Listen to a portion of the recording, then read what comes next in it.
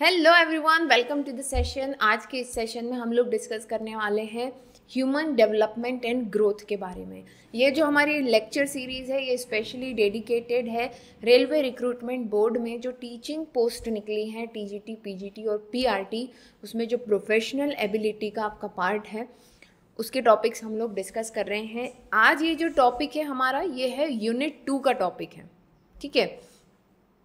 Unit 2 का ये second lecture है हमारा,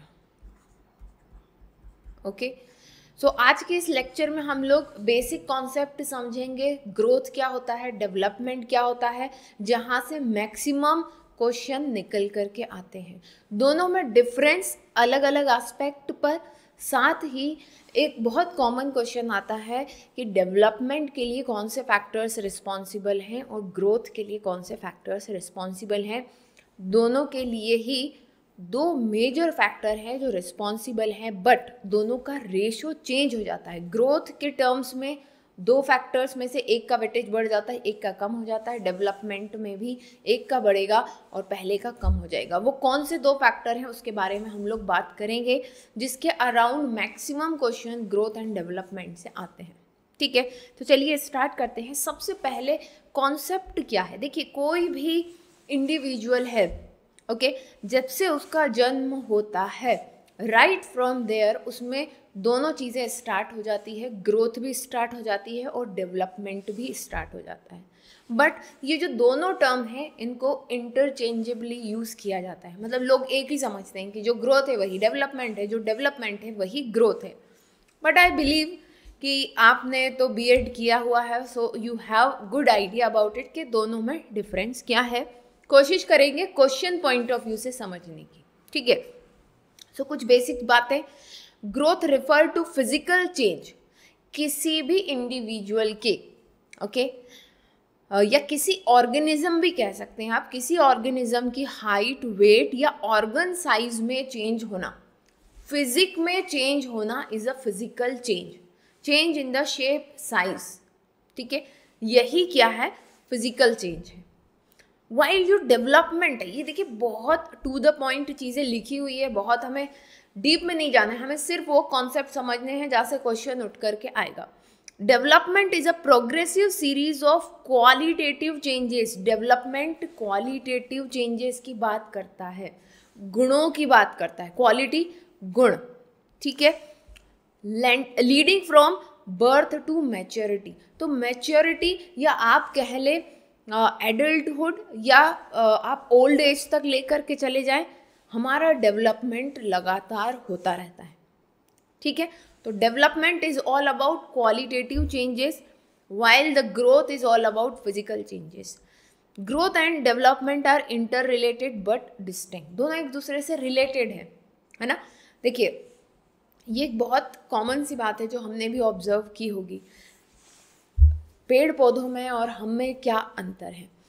ग्रोथ और डेवलपमेंट को समझने की कोशिश कीजिए इससे। प्लांट्स में जो है ग्रोथ लिमिटलेस होती है ना, किसी एक पर्टिकुलर एज तक जा करके उनकी ग्रोथ नहीं रुकती है। वाइल ह्यूमंस में क्या होता है, एक एज के बाद हमारी ग्रोथ मतलब change in height and weight, organ size, हमारे ग्रोथ रुक जाती है, बट हमारा डेवलपमेंट लगातार होता रहता है। हो सकता है आज से 5 साल पहले आपकी थिंकिंग कुछ और थी, अब आपकी थिंकिंग कुछ और है, उसमें और धीरे धीरे मॉडिफिकेशन आएंगे। तो ये क्या हो रहा है, आपके गुणों में जो परिवर्तन हो रहा है यही क्या है, डेवलपमेंट है, ठीक है। बाकी प्लांट्स में डेवलपमेंट जैसी कोई चीज़ नहीं होती है ना, या आप कह लें कि मिनिमम लेवल पर होती है। अब आप जेनेटिकली कुछ उसमें चले जाएंगे तो वो बात अलग है, ठीक।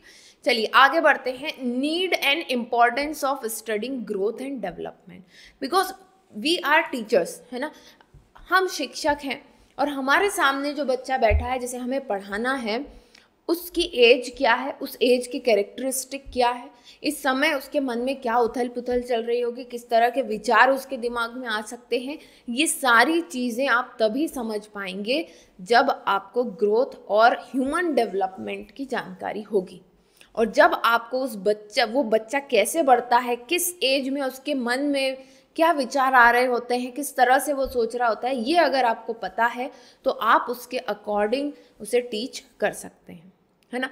और बढ़िया इफेक्टिव टीचिंग वही है जो अकॉर्डिंग टू द लर्नर हो, है ना, लर्नर की नीड्स को फुलफिल करती हुई हो। Okay, right.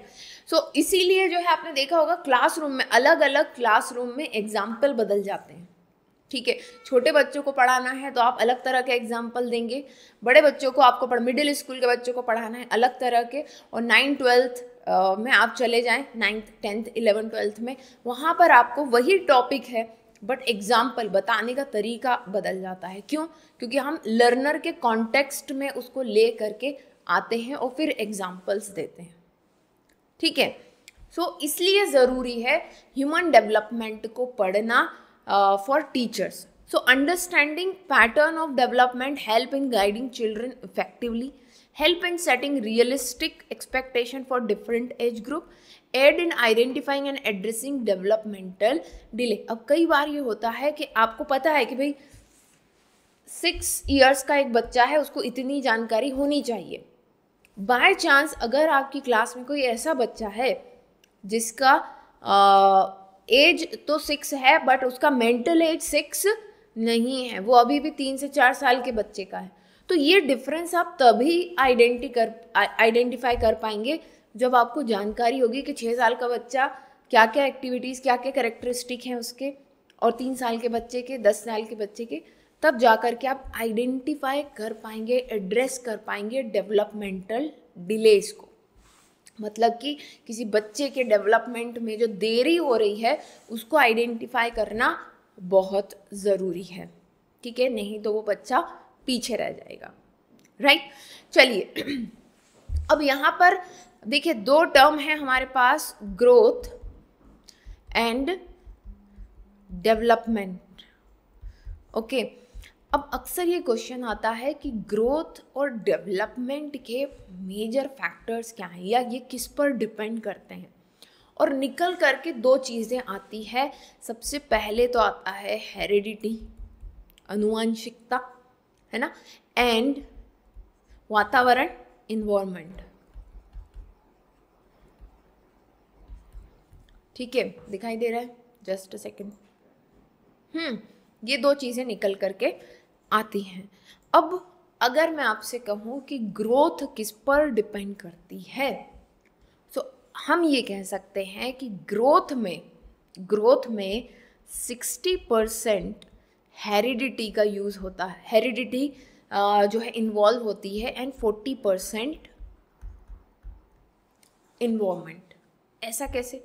देखिए हमारी हाइट क्या होगी, हमारा कलर क्या होगा, हमारे बाल कैसे होंगे, हमारी वॉइस कैसी रहने वाली है, ठीक है, हमारे ईयर्स कैसे हैं, all our physical characters are majorly depends on heredity, ठीक है। बट ये जो कैरेक्टर्स हैं they also get influenced by environment. आप किस तरह के वातावरण में रह रहे हैं, नॉट ओनली इन्वायरमेंट, हम बिहेवियरल, हम सोसाइटी की बात नहीं कर रहे हैं, हम फिजिकल या आप कह लें कि जियोग्राफिकल रीजन या फैक्टर्स की भी बात कर रहे हैं। तो आपने देखा होगा कि नेपाल की तरफ के लोग हैं, उनकी कदकाठी कुछ और होती है, ठीक है, वो कदकाठी उनकी ऐसी क्यों है, बिकॉज वो उस रीजन में रह रहे थे, उसी तरह से उनकी ग्रोथ होती है, ठीक है। वो बात, अब एक दूसरा फैक्टर उसमें ये भी देखने को मिलेगा आपको, इंटर रिलेटेड है, इसीलिए हमने कहा कि 60-40%। आप ये देखेंगे कि जो नेपाल में रहने वाले लोग हैं उनके बच्चे उसी फीचर्स के होंगे, तो हेरिडिटी तो है, बट वो लोग ऐसे दिखते क्यों हैं, क्यों? क्योंकि इन्वायरमेंट का उनके ऊपर इफेक्ट है। या चाइना में चले जाए या असम में चले जाएं आप, तो अलग नॉर्थ इंडियन आपको अलग से देखने में मिल जाएंगे, साउथ इंडियन आपको अलग पहचान में आ जाएंगे। किसका इफेक्ट है? इन्वायरमेंट का इफेक्ट है, ठीक है। वहीं अगर हम डेवलपमेंट की बात करें तो हेरिडिटी इसका जस्ट अपोजिट कर लीजिए, हेरिडिटी 40% एंड इन्वायरमेंट इज 60%, आप ये मान के चल सकते हैं, ठीक है। तो 60% जो है हमारे जो गुण हैं, हमारा जो ज्ञान है, जो विचार है, वो हमारे आसपास के लोगों से इन्फ्लुएंस होता है, हम किस तरह के इन्वायरमेंट में हैं, यहाँ पर क्योंकि गुण क्या है, गुण बिहेवियर ये कहीं रिलेट करते हैं, है ना। सो यहाँ पर हम बिहेवियरल फैक्टर्स को या जो हमारी सोसाइटी है वो किस तरह से हमारे डेवलपमेंट को इन्फ्लुएंस करती है उसकी बात कर रहे हैं, ठीक है। तो आई होप ये क्लियर होगा। हम कहते हैं ना कि भाई जिन 5 लोगों के आसपास आप रहते हैं उन्हीं का एवरेज है आप, राइट। तो क्या मतलब है, जो हमारे जो गुण हैं, हमारा जो आचार विचार है, वो हमारे इन्वायरमेंट में हमारे आसपास कैसे लोग हैं उनसे प्रभावित हो रहा है। मतलब कि हमारा डेवलपमेंट हमारे इन्वायरमेंट पर ज़्यादा निर्भर है, ठीक है। 4 गुंडों में रहने लगेंगे तो वैसा बिहेव करने लगेंगे, 4 संतों में रहने लगेंगे तो वैसे बात विचार होने लगेगी, डेवलपमेंट उस तरह होने लगेगा, ठीक है। चलिए, तो आई होप कि ये क्लियर हो गई होगी चीज़। अब कुछ बेसिक पॉइंट्स पर जो है हम लोग डिफरेंस क्रिएट कर लेते हैं। देखिए, difference between growth and development. So definition के अकॉर्डिंग ग्रोथ क्या है, increase in size, height, weight and physical dimension, that is growth. वहीं डेवलपमेंट क्या है, progressive qualitative changes in abilities, हमारी क्षमताएं, हमारी कलाओं और हमारी ओवरऑल पर्सनैलिटी में जो डेवलपमेंट है, जो प्रोग्रेसिवनेस है, वही क्या है, डेवलपमेंट है। Okay, next nature. इसका नेचर कैसा है, क्वांटिटेटिव है, मेजरेबल है। While here qualitative, improvement in functions and ability. Scope limited to physical aspect of the body. It includes physical, cognitive, emotional, social and moral changes. ये सारे factors development में आएंगे। इसीलिए जब हम डेवलपमेंट की बात करते हैं तो हम 3 डोमेन्स मेजरली पढ़ते हैं। कौन कौन से, कॉग्निटिव, अफेक्टिव एंड साइकोमोटर, है ना। ये 3 मेन डोमेन है। हालांकि अब तो इमोशंस वगैरह ये सब भी अफेक्टिव में हम कंसिडर इसको कर लेते हैं। Time frame occurs up to certain age, ये एक एज तक ही होगी growth. Physical growth stops after adulthood, आपकी हाइट बढ़ना बंद हो गई होगी, हेयर ग्रोथ, ठीक है। अब जितने घने बाल पहले होते थे अब एडल्टहुड के बाद नहीं होंगे, ठीक है। Continuous throughout life development हमेशा होता रहेगा। Okay, measurement is unit like height, weight. While अगर आप डेवलपमेंट की बात करें तो इसमें कोई मेजरमेंट यूनिट नहीं है। It can be assessed through behaviour, skills and learning. हालांकि इनको मेजर करने के भी कुछ, डेवलपमेंट को मेजर करने के भी कुछ तरीके हैं, but with point of reference आपको कुछ अलग अलग टेस्ट करने होंगे, तब जा करके वो होगा कि भाई आज हमारी क्या सोच थी, आज से 2 साल बाद क्या थी। तो आपको 2 कंपेरेटिव चीज़ें चाहिए होंगी। Example, increase in child height from 50 centimetre to 150। यहाँ पर improvement in child's ability to think, solve problem and develop social skills, ठीक है। अब आगे बढ़ते हैं, बात करते हैं। देखिए, जब आप थ्योरी पढ़ने के लिए निकलते हैं तो एक मोटी बुक ग्रोथ एंड डेवलपमेंट की ही आपको मिल जाएगी, तो आप उसको पढ़ते रह सकते हैं। हमारा मकसद क्या है, इम्पॉर्टेंट चीज़ों को पॉइंट आउट करना है। तो ग्रोथ के बारे में आप चाहें तो बहुत कुछ डिटेल में पढ़ते रहें। ग्रोथ, इंक्रीज इन हाइट, फिर उस पर 4 एग्जाम्पल, इंक्रीज इन साइज, फिर उस पर 4 example. Exam point of view से जो इम्पोर्टेंट है that is principles of development. जो डेवलपमेंट है वो किन पॉइंट्स को फॉलो करता है ये हमें देखना है, ठीक है। फिर हम थ्योरीज ऑफ डेवलपमेंट पढ़ेंगे, फिर इंटेलिजेंस भी पढ़ेंगे, right. So principle of development, ये जो डेवलपमेंट है उसकी क्या खास बात है, ये किन चीज़ों को फॉलो करता है। तो सबसे पहले डेवलपमेंट कॉन्टिन्यूटी को फॉलो करता है, सततता आप जिसको कह सकते हैं। Development is life long process from conception to death. तो जब से मदर कंसीव करती है किसी बच्चे को तब से लेकर के मरने तक ये कंटिन्यूअस प्रोसेस है कि इंसान का डेवलपमेंट होता रहेगा, ठीक है। और ये बात तो आप जानते ही हैं कि गर्भावस्था का बहुत इफेक्ट पड़ता है ना। आपने महाभारत में वो कहानी सुनी ही होगी, अभिमन्यु वाली, है ना। तो अब आप जानते हैं कि हर एक चीज़ का, इवन मदर क्या सोच रही है उस समय, क्या देख रही है, क्या गाना सुन रही है, कितने टेस्ट उसके हुए हैं, कितनी रेज उसके ऊपर पड़ी है, ऐसे तमाम चीज़ों का इफेक्ट जो है बच्चे पर पड़ता है। और ना सिर्फ ग्रोथ पर, डेवलपमेंट पर तो और भी ज़्यादा। तो अभिमन्यु की कहानी से आप समझ ही रहे हैं कि सोचने की क्षमता कितनी उस समय रहती होगी।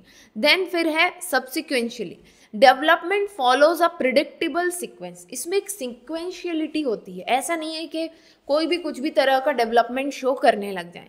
पहले बच्चा लेटा रहता है ना, फिर बच्चा हाथ पैर हिलाना सीखता है, उसके बाद बच्चा धीरे से बैठना सीखता है, फिर उसके बाद क्रॉल करना सीखता है, क्रॉलिंग के बाद फिर वो खड़े होना सीखता है, फिर खड़े होने के बाद वो चलना सीखता है। तो ये हर एक बच्चे में ये पैटर्न आपको देखने को मिलेगा। ऐसा नहीं है कोई बच्चा इस दुनिया में कि जो पैदा होते ही खड़ा हो गया, ठीक है। अगर ये हो गया तो फिर उस दिन दुनिया का कुछ और ही हाल होने लगेगा, ठीक है। So there is a sequentiality, development में सिक्वेंशियलिटी है, ओके।